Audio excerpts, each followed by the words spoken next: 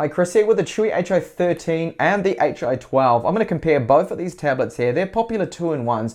This is the recent model that just came out. So it's Windows 10 only. This one's Windows 10 and Android on the Hi12. So if you want a dual boot model, that straight away is the obvious choice. There is quite a difference between both of them, so I'm going to get into detail there. Have a look at the stylus, look at the performance of both of them, compare benchmarks, which will include battery life, and Antutu, and Geekbench 4, and also just my overall opinion on both of these since I have used them for some time. So let's have a look and see which one of these is best for your own personal needs. Just to point out here that I'm using the first generation keyboard, or what I like to call it, the crap board. This keyboard is horrible, and I don't even think that Chuwi make or sell this anymore, but the second one I have reviewed, and it's just like the Chuwi Hi13's keyboard. So while the build of the keyboards of the Hi12 and the Hi13 is more or less the same, there is however a difference in the layout because we've got more keys on the Hi13. We've got page up and down buttons, shortcuts for brightness, which you don't get on the Chuwi Hi12, and also you get a larger touchpad here, which means I would say that the Hi13 keyboard is a step above the Hi12's. Now to cover the screens here very quickly, the Surface Book screen outputs 500 lux maximum. It has a higher resolution, so therefore it looks sharper. It is the better screen, 500 lux, whereas the Hi12 screen is around 420 lux, so it's not as bright. It doesn't look as good, the blacks aren't as deep, and the colors, reproduction, similar. Both of them are top class panels. Don't get me wrong, the Hi12 screen is still a very nice screen in there. It's just not as good as the Surface Book screen. Another thing to point out that both of these screens, they're non-laminated. So what that means, there's a gap between the glass and then the IPS panels below. So the larger gap is on the Hi12. This is the Hi12 right here. And that gap is approximately, I'd say 1.5 millimeters, almost 2 millimeters. And we get about a gap of about 1 millimeter on the Hi13. So there's a slight advantage there. Now, if you want to know what I mean exactly by non-laminated, just have a look at the difference between the iPad Air 2, that's fully laminated, and the new 2017 iPad, which is non-laminated. You'll see that visible gap between the glass and the IPS panels. Now, when it comes to the stylus support, both of these have active styluses. We've got 256 levels of pressure sensitivity on the high pen, which works on the Hi12. And the nib of it is quite a hard plastic, so it tends to scratch up the screen quite quickly. And it works alright, it's not too bad. Now, you can't use this pen on the other model or vice versa. So if I try and use the Hi3 pen, this is the one that works on Hi13. See, it's working there just fine. And you'll see that no, it doesn't work, at least on this model of the Hi12. Now, this pen, it does have a plastic tip, but it's almost not rubberized, but it has a softer plastic, so it feels a little bit nicer on the screen, and the performance of it, aided by the faster chipset as well and faster RAM, makes the stylus performance a definite winner on the Hi13. So here looking at the ports on both of the tablets, the Hi12 is the clear winner with full USB ports on there, full-sized ones. We have to use adapters for the micro USB 2 port and then the Type-C port on the Hi13, which is a real shame. And I believe that Chuwi, they're heading in the wrong direction doing this. They need to put the full-size ports back on their tablets. Chuwi, are you listening? Are you watching this video? Please stop doing this. So the Type-C port needs an adapter, not included.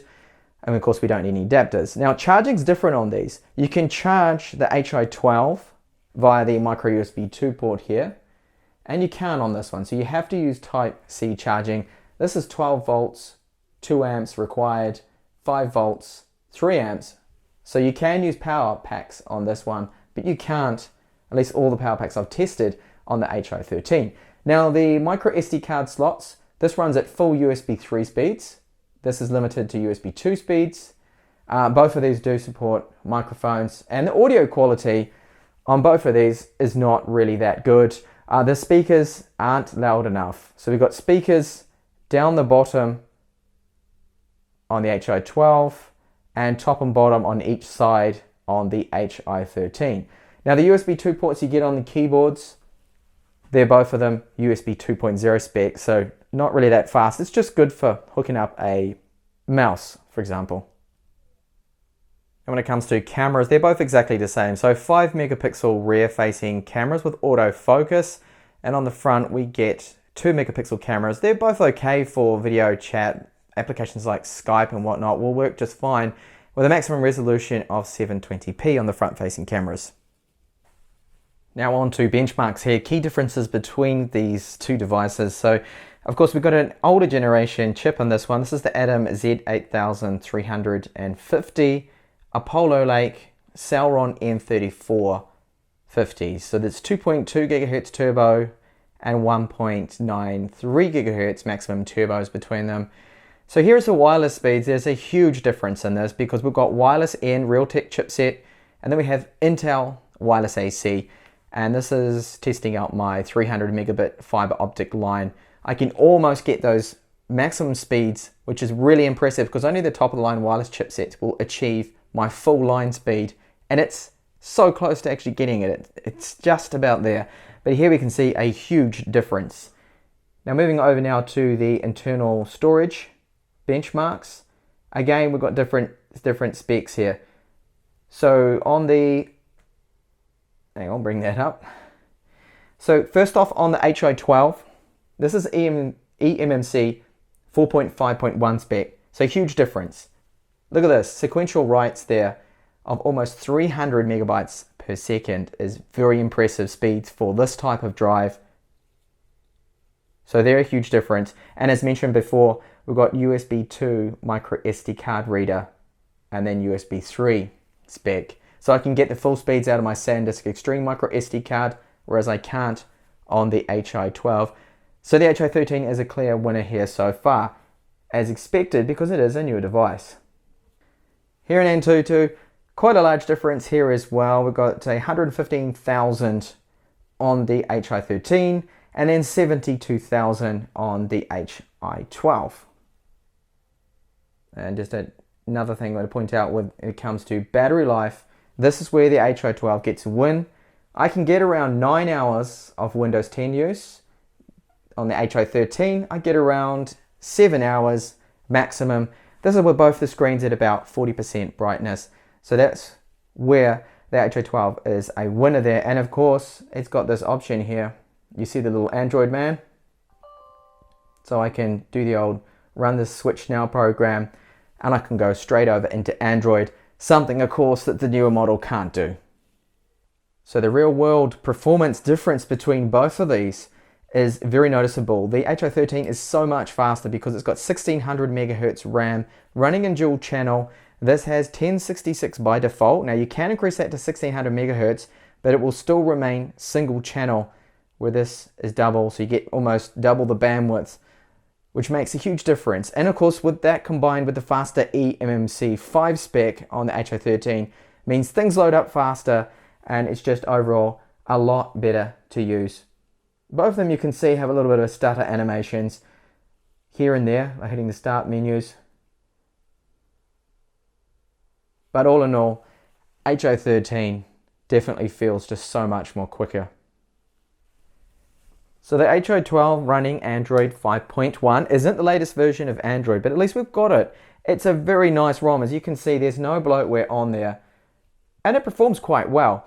Now tablet weight, this is 841 grams, and I find it's a lot nicer to use as a result, the Hi12.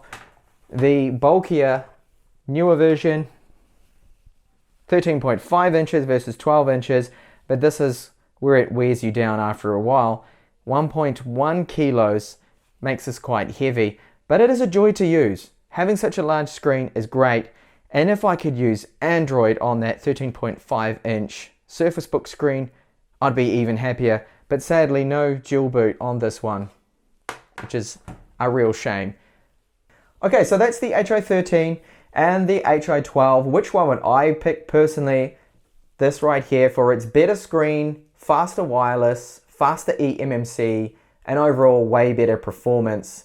It's just, I think, a trade-off. Okay, you don't get the battery life as this one, And yes, it is a little more expensive, but I do feel it's worth it. Now, if you're a stylus user, again, this is the one to go for. On the other hand, if you don't want to spend, you want to save 100 US, then you go for this model. And if you want Android and the best battery life, go for this model here. It's still okay for very light tasks like documents, internet browsing, media, and the screen on it is still nice, but of course not as good. So hopefully that makes your decision a lot easier. Thank you so much for watching this comparison video, and I do hope to catch you back in the channel soon. Bye for now.